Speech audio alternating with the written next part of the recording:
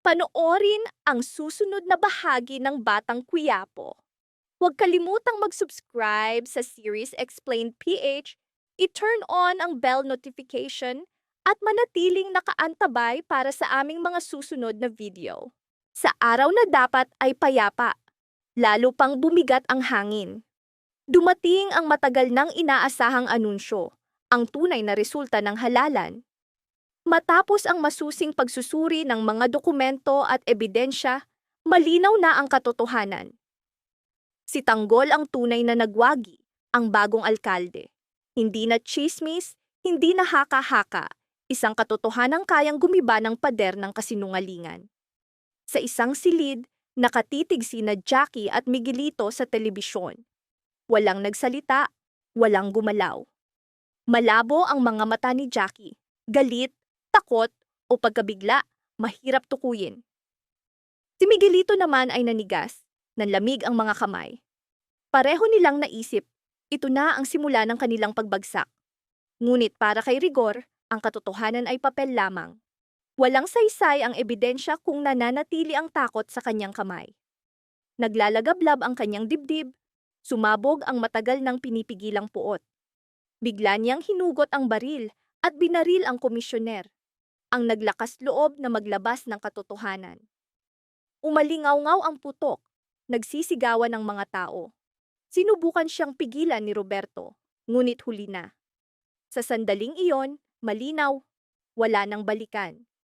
Samantala, matapos ang Gorsok Raid, tahimik na hinati ni Tanggol at ng kanyang grupo ang ginto. Walang halakhak, walang kasayahan, tanging mabigat na katahimikan.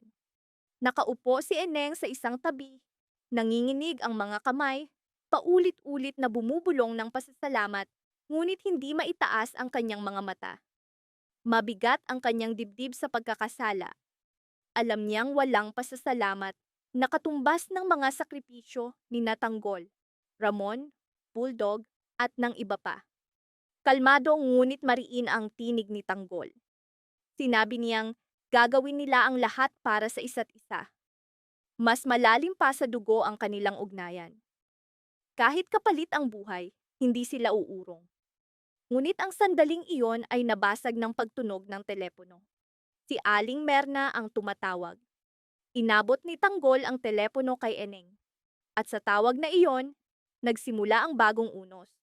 Kita sa mukha ni Ineng ang takot nang sumagot siya.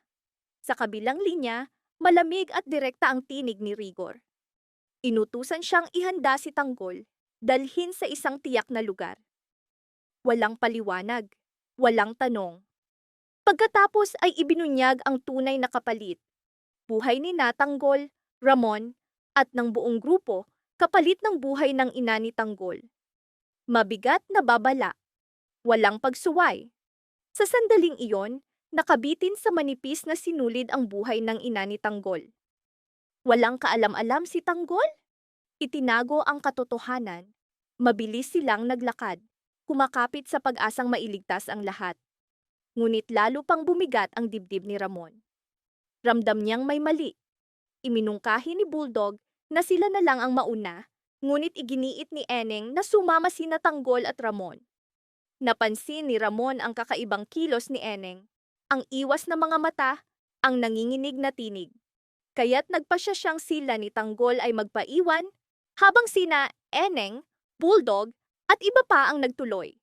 Sa lugar, biglang napalibutan sila ng mga armadong babae, nakatutok ang mga baril. Mula sa dilim, lumitaw si Rigor. Bumagsak ang katotohanan. Nagtaksil si Eneng. Hindi nag-aksaya ng oras si Rigor. Isa-isa niyang pinahirapan ang mga kasama ni Tanggol. Para sa kanya, mahalaga na marinig ni Tanggol ang bawat sigaw, maramdaman ang bawat sakit, at gumuho bago pa siya dumating. Samantala, hindi mapakali si Tanggol. Sobra na ang oras. Hindi pa bumabalik sina Eneng at ang iba. Ramdam niyang may masamang nangyayari. Agad siyang sumunod, iniwan si Ramon. Sa lugar, inutusan ni Rigor si Eneng na saktan ang kanyang sariling mga kaibigan. Bawat hakbang ay nagdurog sa kanyang dibdib, ngunit wala siyang pagpipilian. Sumunod siya. Sinaktan ni Eneng ang mga taong minsan ay tinawag niyang pamilya. Nang si Bulldog na ang sunod, halos hindi niya maitaas ang kanyang mga mata. Nanginginig si Bulldog, nagmakaawa, humihingi ng awa, ngunit sa malamig na titig ni Rigor, napilitan si Eneng. Matapos hampasin si Bulldog, muling lumapit si Rigor. Malupit ang kanyang tanong. Gusto mo bang makita ang paghihirap ng iyong mga kaibigan o makita ang bangkay ng iyong ina? Bumagsak si Eneng sa kanyang tuhod, umiiyak, nagmamakaawa ng kapatawaran, ngunit walang awa sa mga mata ni Rigor. Sa sandaling pinaputok ni Eneng ang baril, nawala ang buhay ni Bulldog. Nanginginig ang kanyang mga kamay, mahina ang kanyang bulong ng paghingi ng tawad, at ang putok ay nag-ukit ng panibagong sugat sa mundo ni Tanggol, isang sugat na hindi pa niya natutuklasan. Habang naghahanap si Tanggol, walang kaalam-alam, bawat hakbang ay nagdadala sa kanya palapit sa katotohanang kayang gumiba ng lahat. Nang sumugod si Tanggol sa lugar, pawisan, hingal, matalim ang kanyang mga mata sa eksena. Dugo sa sahig, mga bangkay, katahimikan na mas mabigat pa sa putukan. Lumapit siya at nakita si Eneng, nakagapos, sugatan, hirap huminga. Sa paligid, mga kaibigang durog, bugbog, halos wala ng buhay. At sa gitna, si Bulldog, malamig at tahimik. Bumigay ang tuhod ni Tanggol, hinawakan niya ang balikat ni Bulldog, desperadong naghahanap ng tanda ng buhay. Wala. Mula sa kanyang dibdib lumabas ang basag na tinig, isang halong galit, dalamhati, at pagbagsak. Sa gabing iyon, bumigat ang lahat. Nakatayo si Eneng sa likuran ni Tanggol, nanginginig, baril pa ring hawak. Nagtagpo ang kanilang mga mata. Basag ang tinig ni Tanggol. Eneng, anong ginawa mo? Nanginginig ang labi ni Eneng. Dumadaloy ang luha. Hindi ko ginusto. Ngunit bago pa siya makapagsalita, umalingaw-ngaw ang mabagal, mapanghamak na palakpak mula sa dilim. Lumabas si Rigor, malamig ang ngiti. Maganda. Talagang maganda ang eksena.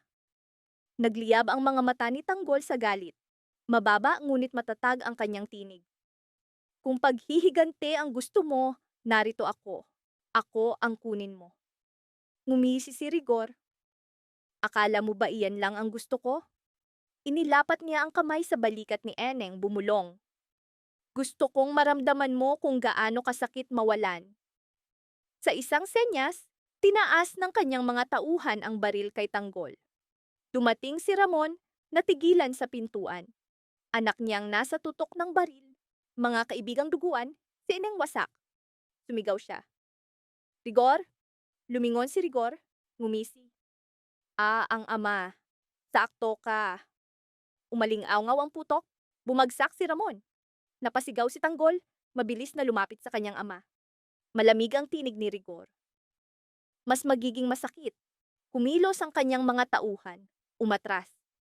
Bago tuluyang maglaho sa dilim, tumingin siya kay Tanggol. Ito pa lang ang simula. Sa katahimikan, gumapang si Tanggol sa tabi ng kanyang ama, mahigpit na hinawakan ng kamay nito. Baba, magpakatatag ka. Narito ako. Dahan-dahang iminulat ni Ramon ang mga mata, mahina ngunit malinaw ang bulong. Anak, huwag kang bibitaw. Dumaloy ang luha sa mukha ni Tanggol habang siya'y tumango. Sa tabi nila, bumagsak si Eneng, umiiyak, nilulunod ng pagkakasala, nakaluhod, paulit-ulit niyang binulong. Pawutad, pawutad. Ngunit walang salitang makakapagpagaling sa gabing iyon. Durog ang puso ni Tanggol at sa bitak na iyon nabuo ang isang panata. Panatang hindi na mababawi. Mula sa sandaling iyon, ang laban ay hindi na tungkol sa kapangyarihan. Ito'y tungkol sa dugo, pamilya, at hustisya. Samantala, kumalat ang balita, ang tunay na resulta ng halalan. Malinaw ang deklarasyon. Si Jesus Tanggol Montenegro, ang tunay na nagwagi, ang bagong alkalde. Walang pandaraya, walang mantsa. Isang tagumpay na nakamit sa pakikibaka, ipinagtanggol sa labanan at pinagtibay ng panata. Sa harap ng telebisyon, nakatulala sina Jackie at Miguelito. Walang masabi. Nanginginig ang tuhod ni Jackie, tila nawala ng tinig si Miguelito. Ang mga dokumento, ebidensya, papeles, lahat ay dadalhin sa munisipyo.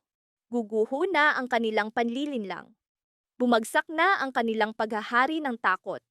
Ngunit sa isang sulok, may pusong hindi matanggap ang katotohanan. Nagnitngit ang galit, nilamon ng kawalan ng pag-asa. Para sa kanya, walang halaga ang mga papeles. Papel lamang na hindi kaayang agawin ang kapangyarihang matagal na nilang hawak. Sa bigat ng puot at desperasyon, bigla niyang hinugot ang baril.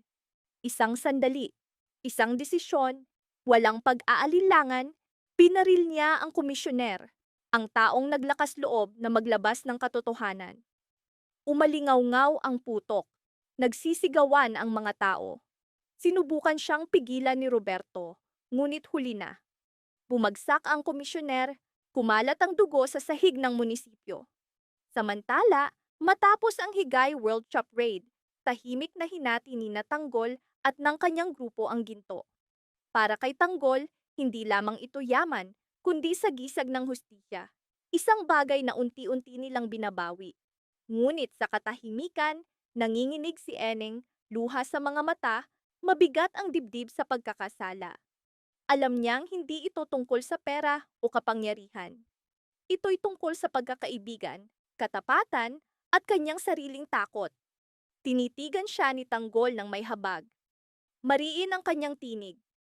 Gagawin natin ang lahat para sa isa't isa, kahit ibigay ang ating buhay. Mabigat ang mga salita at alam ng lahat ang kahulugan. Sa kanilang mundo, ang katapatan ay sinusukat sa dugo.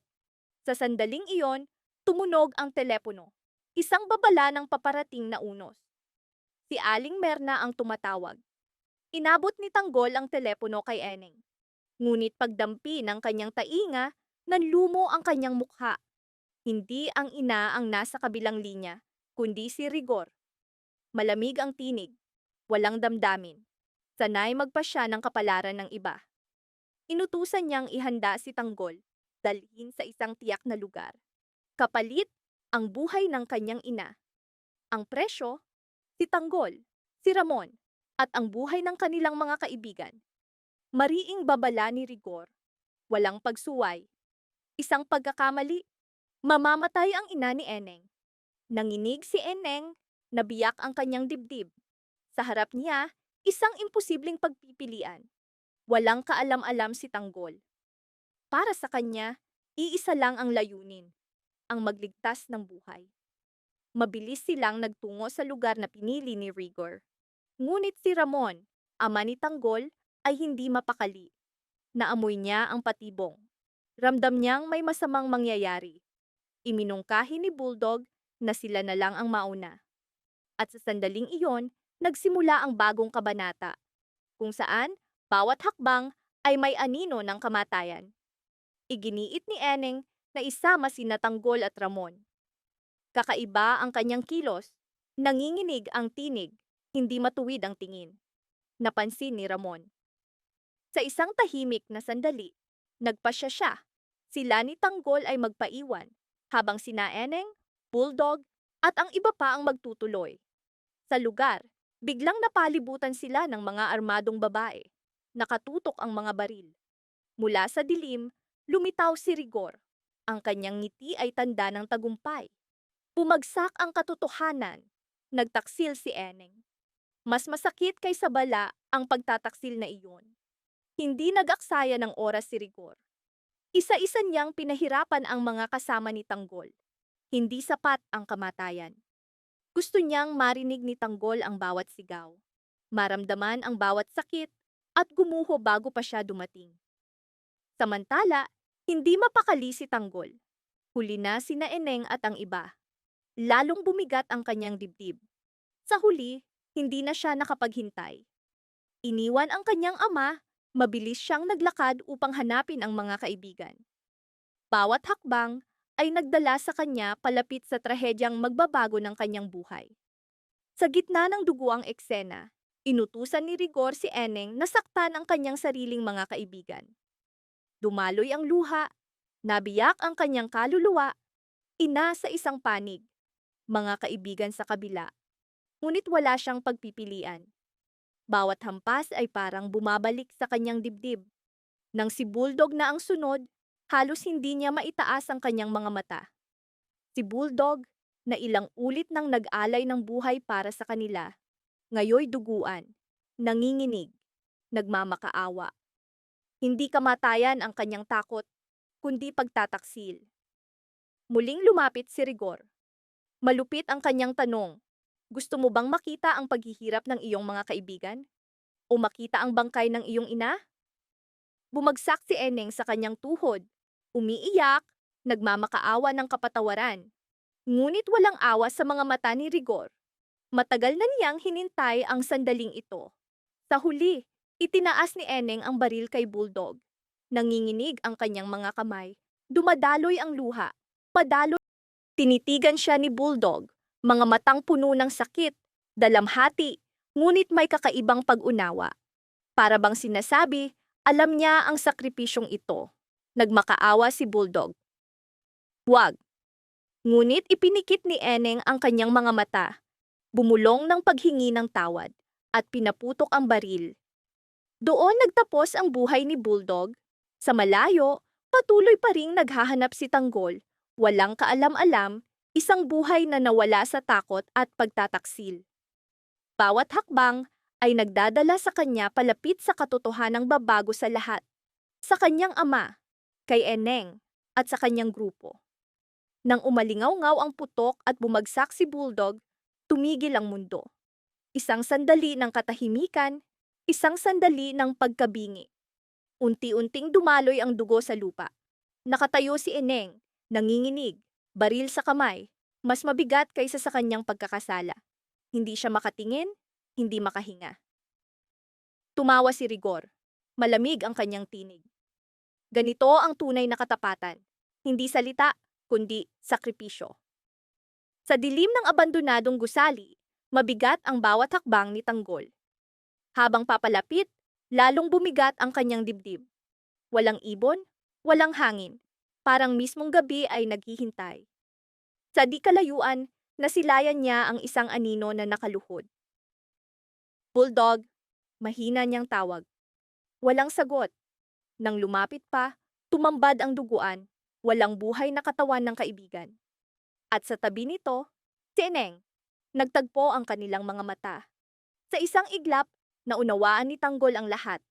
Walang tanong, walang paliwanag. Para bang kutsilyong dahan-dahang tumutusok sa kanyang dibdib, iyon ang sakit. Bakit? Tanging nasambit niya. Humagulhol si Eneng, umiiyak. Hawak nila ako. Ang nanay ko, papatayin nila siya. Ngunit bago pa siya makapagtapos, lumitaw si Rigor mula sa dilim, may kasamang armadong tauhan. Magandang gabi, Mayor, pangungutya ni Rigor. Congratulations sa panalo mo. Nagliyab ang mga mata ni Tanggol, kumuyom ang kamao. Sa likuran niya, tahimik na nakatayo si Ramon. Maingat. Handa. Alam niyang ito na ang sandali. Itinutok ni Rigor ang baril kay Tanggol. Isa pang hakbang? Susunod ka sa kaibigan mo? Ngunit hindi umatras si Tanggol. Sa halip, lumapit pa. Hindi mo ako matatakot. Kung ako ang gusto mo, ako ang kunin mo. Hindi ang mga mahal ko. Ngumisi si Rigor. Iyan ang gusto kong marinig. Sa kanyang senyas, sumabog ang putukan. Nagkalat ang kaguluhan. Hinila ni Ramon si Tanggol sa likod ng konkretong pader. Mag-isip ka, mariin niyang wika. Dito, ang sandata ay taktika, hindi galit. Samantala, nakaluhod si Eneng, nanginginig, hindi alam kung saan lulugar. Bawat putok ay parang pumupunit sa kanyang dibdib. Bigla niyang nakita ang isa sa tauhan ni Rigor na palihim na papalapit kay Tanggol mula sa likuran. Sa sandaling iyon, sa kauna-unahang pagkakataon mula nang mamatay si Bulldog, kumilos si Eneng. Itinaas ang baril, ipinikit ang mga mata, at pinaputok. Bumagsak ang tauhan ni Rigor. Natigilan ang lahat.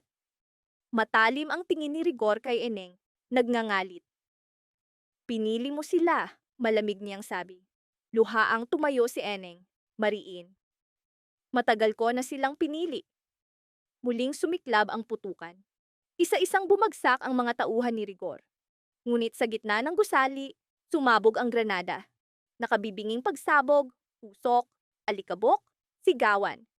Bumagsak si Ramon, natapon si Tanggol, at gumuho si Eneng. Dahan-dahang luminaw ang paningin ni Tanggol. Ramon, sigaw niya. Hindi gumalaw ang kanyang ama. Sa usok, nakita niyang tumatakas si Rigor, duguan ngunit buhay. At kasama niya, karga ang isang babae, ang ina ni Eneng. Nanay, sigaw ni Eneng, pilit bumabangon. Ngunit huli na. Nawala si Rigor, dala ang bagong sandata sa kanyang laro. Sa guho, nakahandusay sina Tanggol, Ramon at Eneng. Isang kaibigang patay, isang amang sugatan, isang inang bihag, at isang digmaang lalo pang lumalim. Dahan-dahang iminulat ni Ramon ang mga mata. Mahina ngunit malinaw. Hindi pa tapos. Nakatitig si Tanggol sa kanya. Wala nang pag-aalinlangan sa kanyang mga mata. Ang laban na ito ay hindi na para sa kapangyarihan, hindi na para sa yaman. Ito'y para sa dugo, para sa pamilya, para sa mga nawala. At para kay Rigor, isang utang na kailangang bayaran. Sa unang liwanag ng bukang liwayway, nagsimula ang bagong kabanata. Hindi na sila basta magkakaibigan. Sila'y hukbo na. At ang susunod na yugto ay hindi na tungkol sa pagtatanggol. Ito'y tungkol sa paghihiganti.